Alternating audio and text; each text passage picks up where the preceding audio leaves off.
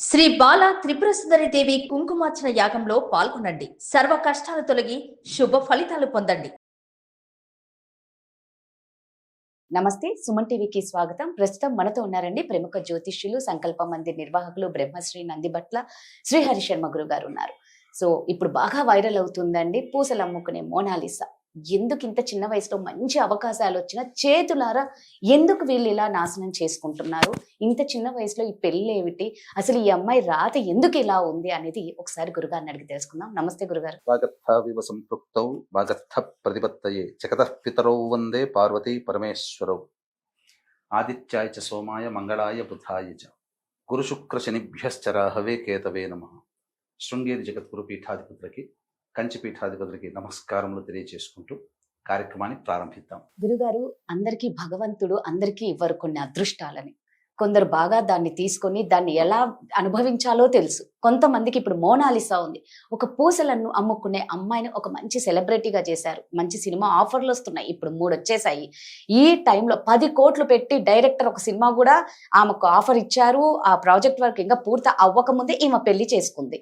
ఇంత చిన్న వయసులో అన్ని మంచి అవకాశాలను వదులుకొని చేతులారా వీళ్ళు నాశనం చేసుకుంటున్నారేమో జీవితాన్ని అని అనిపిస్తుంది.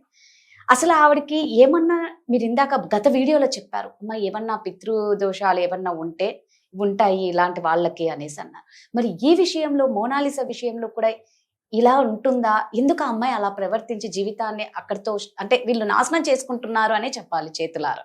మీరు అన్నమాట ప్రతీది కూడా అక్షర సత్యమేనమ్మా. అంటే భగవంతుడిచ్చినటువంటి అదృష్టాన్ని పూర్తిగా అనుభవించకుండా, మన యొక్క యోగాన్ని కూడా అనుభవించకుండా మన కాళ్ళ మీదనే అందుకుంటూ చేసేస్తున్నాం. అంటే ఏంటి ఇక్కడ దీని అర్థం ఏంటి? మోనాలిసా మహాకుంభమేళా వరకు ఆ అమ్మాయి ఎవరో తెలియదు, కానీ ఓవర్ నైట్ స్టార్ అయిపోయింది. అంటే ప్రధాన కారణం ఆమె యొక్క మొహంలో ఆమెకు ఉన్నటువంటి ఆ కళ్ళ నుంచి వస్తున్నటువంటి గాజు పలకల లాంటి తేనె రంగు కళ్ళు. ఆ ఆకర్షణకి అద్భుతంగా ప్రపంచం, అంటే ప్రపంచం అని కాదు, మన భారతదేశం యావత్తు చాలా మటుకు అచ్చరు పొందింది. అసలు ఎంతలా అంటే పనిగట్టుకొని కుంభమేళాకి వెళ్ళాలనుకుని వెళ్ళిన వాళ్ళు మోనాలిసా ఎక్కడుందని వెతుక్కునే సందర్భాలకు వచ్చేసేసాయి. చివరికి ఆమెతో ఫోటోలు దిగడం కోసం కూడా తండ్రి ఆ విధంగా కొంత అమౌంట్ అనేది పెట్టడం, ఫోటోకి కూడా డబ్బులు వసూలు చేసి అట్లా రోజుకి 3 నుంచి 5 వేలు సంపాదించిన దాఖలాలు కూడా ఉన్నాయని వార్తల్లో తెలుస్తున్నాయి. క్రమక్రమంగా ఆమెకు వచ్చినటువంటి ఫేమ్ని అందరూ కూడా ఎన్కాష్ చేసుకోవడం తప్పదు. ఎవరి స్వార్థం వాళ్ళది. ఒక మంచి అమ్మాయి, ఒక మంచి అబ్బాయి కనబడ్డాడు. ఇప్పుడు హర్నాథ్ ఉన్నాడమ్మా, ఏదో బస్ స్టాప్ లో నిల్చున్నాడు. ఒక డైరెక్టర్ చూశాడు, అద్భుతంగా ఉంది, ఫేస్ చూశాడు, మంచి పనికొస్తాడు, మంచి అందము, మంచి హైట్ ఉన్నాడు, సినిమాల్లోకి పెట్టారు. కానీ అంత గొప్పగా ఉన్నటువంటి వ్యక్తి అలవాట్లకి బానిసైపోయి చివరికి 10 రూపాయలకి 100 రూపాయలకి క్వార్టర్ బాటిల్ కోసం అడుక్కోవాల్సిన, పాండి బజార్లో అడుక్కోవాల్సిన పరిస్థితి. ఎంత గొప్ప అందగాడమ్మా! సీతా కళ్యాణ సినిమాల్లో ఎన్టీ రామారావే అందగాడు అనుకుంటే ఆయనకి సరిజోడుగా ఉన్నటువంటి అందము ఆ రాముడి రూపంలో కనబడింది. అంత సమ్మోహనమైన రూపం హరనాథు. ఇలా మద్యం, మత్తు పదార్థాల వంటికి బానిసలే ఇప్పుడు మనం వీక్షించేటువంటి మన సుమన్ టీవీ ప్రేక్షకుల్లో ఎంతమంది లేరు? పిల్లలు, వాళ్ళందరూ కూడా కుటుంబ సభ్యులు మద్యం, మత్తు పదార్థాల వంటి బానిసలు అవుతున్నారు. ఇలాంటివి ఇంకా చూసుకున్నట్లయితే చాలా మటుకు ఇప్పుడు మోనాలిసా అనే బెస్ట్ ఎగ్జాంపుల్. అంటే అవకాశము, అదృష్టము బాగా తలుపు తట్టాయమ్మా. అసలు చెప్పాలి అంటే నవ్వు వస్తుందమ్మా. పాపం ఇండస్ట్రీలో ఎంతో మంది, రవితేజకి ఆ హిట్ రావాలంటే 20 సంవత్సరాలు కష్టపడ్డాడు. చిరంజీవి ఒక్కొక్క మెట్టు ఎక్కుతూ నిలబడుతూ తన ప్రస్థానాన్ని చెక్కుకుంటూ వెళ్ళాడు ఉన్నతమైన స్థానానికి. అదేదో ఒక్క రోజులో వచ్చినటువంటిది కాదు. అది ఒక 90s లో, అంటే 70s లలో 80s లో స్టార్ట్ అయినటువంటి జీవన ప్రస్థానము 90s 2000 కల్లా ఒక అద్భుతమైన, అన్ని సంవత్సరాల కృషి ఉంది అక్కడ చిరంజీవిది.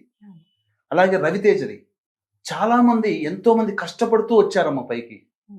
ఎన్ని సంవత్సరాలు కష్టపడితే తప్ప రానటువంటి సక్సెస్ ఈ అమ్మాయికి ఒక్క సంవత్సరంలో వచ్చిందమ్మా. ఓవర్ నైట్ స్టార్ అయిపోయింది.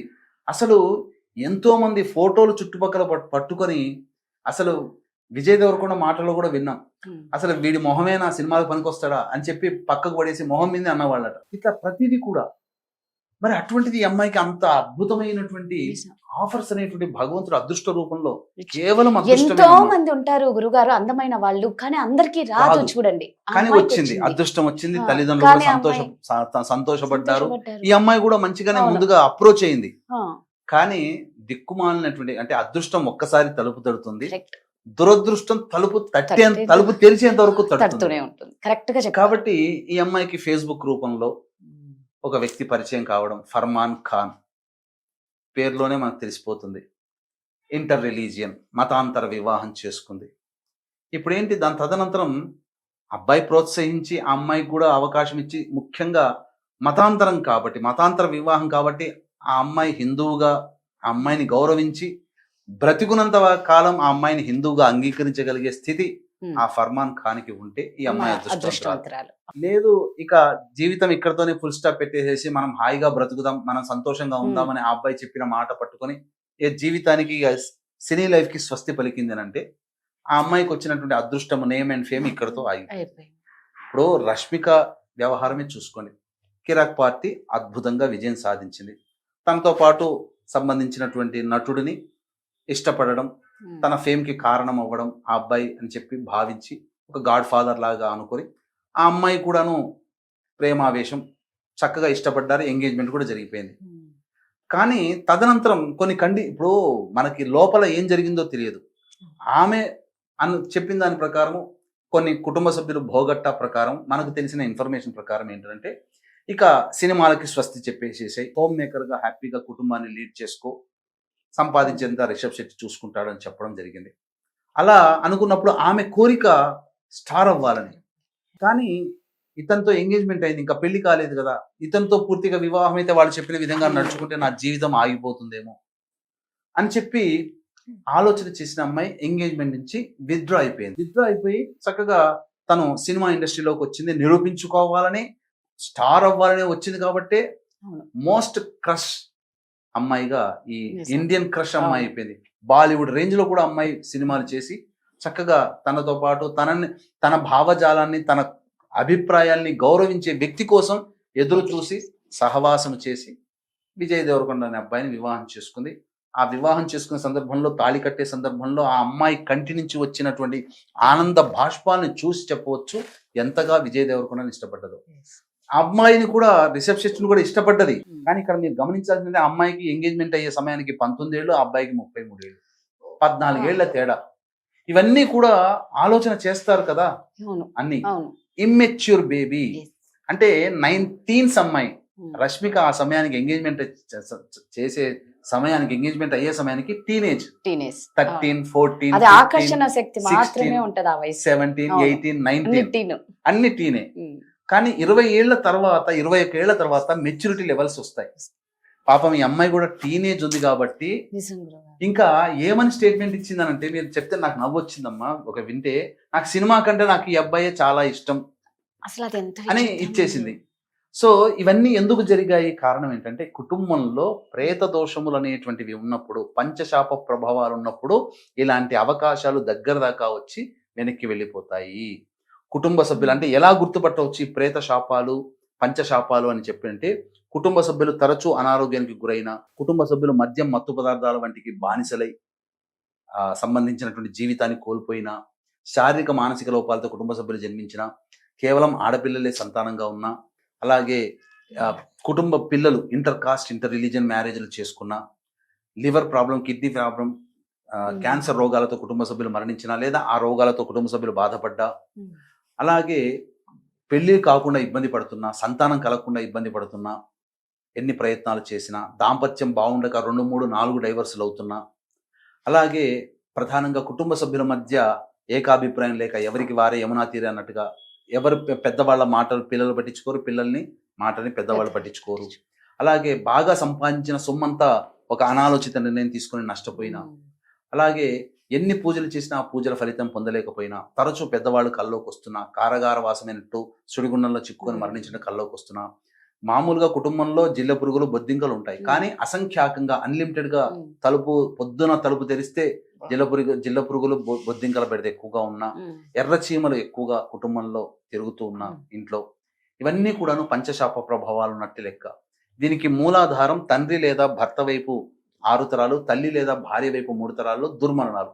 అంటే కుటుంబంలో road accident, fire accident, suicide attempt, నదిలో బావిలో పడి చనిపోవడం, ఇంట్లోంచి వెళ్ళిపోవడం, లివర్ ఫెయిల్యూర్, కిడ్నీ ఫెయిల్యూర్, క్యాన్సర్తో చనిపోవడం, 60 సంవత్సరాల లోపల కుటుంబ సభ్యులు ఏ విధంగానైనా చనిపోయినా, అలాగే స్త్రీ హత్య, గోహత్య, బ్రాహ్మణ హత్య కుటుంబంలో ఎవరైనా చేసినా, పిల్లిని చంపినా, పాముని చంపినా, కరోనాలో చనిపోయినా, కాలసర్పదోషంలో జన్మించినా, పెళ్లి కాకుండా ఎవరైనా చనిపోయినా, చిన్న పిల్లలుగా ఎవరైనా చనిపోయినా, అలాగే ప్రధానంగా ఎదుటి వాళ్ళ మరణానికి కారణమైన ఇవన్నీ కూడా కుటుంబ సభ్యులకి పిండ ప్రదానాలు చేయలేకపోయినా, ఎక్కడో దూర ప్రాంతంలో ఉంటారు, అనాథలుగా చనిపోతారు, ప్రేత సంస్కారం జరగదు, అంటే దిన కార్యక్రమాలు చేయకుండా ఉంటాయి.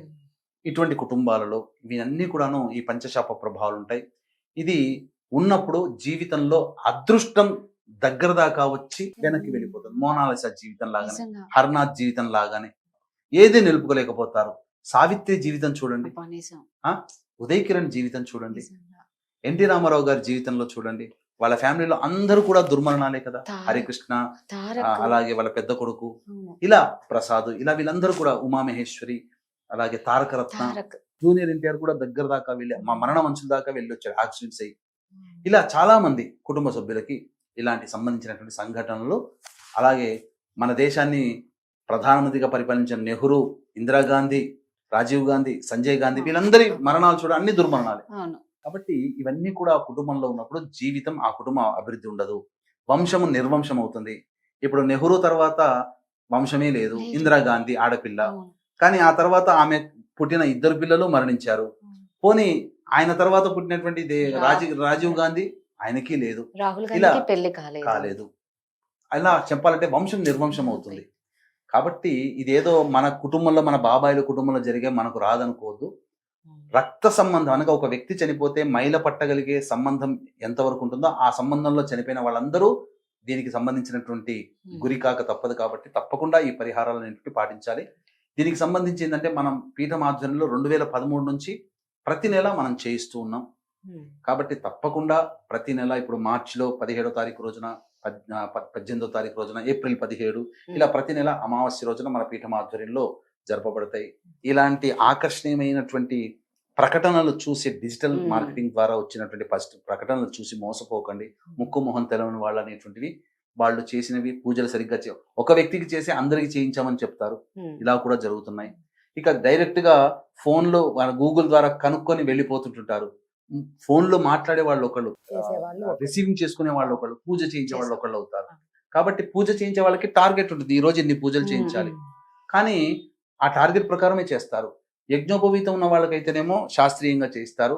మామూలుగా అదర్ క్యాస్ట్ వాళ్ళకి తూతూ మంత్రంగా, పురాణోక్తంగా మమ అనిపించేస్తారు. కాబట్టి ఇటువంటివన్నీ కాకుండా మనం దగ్గరుండి, నేను దగ్గరుంటాను ఈ ప్రతి కార్యక్రమానికి. కాబట్టి అవకాశం ఉన్నప్పుడల్లా ఈ కార్యక్రమాన్ని ప్రతి నెల మన పీఠమాత్రలో జరుగుతున్నాయి. ఈ యొక్క కార్యక్రమంలో కనిపించే నెంబర్కి కాంటాక్ట్ చేసి ఈ లక్షణాలు కనుక ఉంటే, ఇట్లాంటివి ఒక ఉదాహరణ. అది ఉదాహరణ గురుగారు, నిజంగా. కాబట్టి ఉదయ్ కిరణ్ మరణం కూడా ఇలాగే ప్రేత శాపాలు ఉన్నాయి. ఇలా ప్రతి కుటుంబంలో ఉంటాయమ్మా. బిచ్చగాడు హీరోయిన్ విజయ్ ఆంటోనీ కుటుంబంలో కూడా ఉన్నాయి. అంటే మనం సెలబ్రిటీస్ ఎందుకు చెప్తున్నామంటే వాళ్ళ జీవితంలో వాళ్ళు అందరికీ తెలుసు కాబట్టి, వాళ్ళ జీవితంలో మనం తొంగి చూసిన వాళ్ళమే, అంతే ఇండైరెక్ట్ గా వాళ్ళ లైఫ్ అంతా మనం చూసిన వాళ్ళు కాబట్టి మనకు బాగా తెలుస్తాయి. మన కుటుంబంలో కూడా ఉన్న ఇవి నిర్లక్ష్యం చేయకండి. ఇవి నిర్లక్ష్యం కనుక చేస్తే ఏదో ఒక రకంగా మన కుటుంబంలో సఫర్ అవుతూ ఉండక తప్పదు. ఇవి చేసుకోవడం ద్వారా మనశ్శాంతి కలుగుతుంది. ప్రధానంగా మన టార్గెట్ మీద మనం ఫోకస్ చేస్తాము.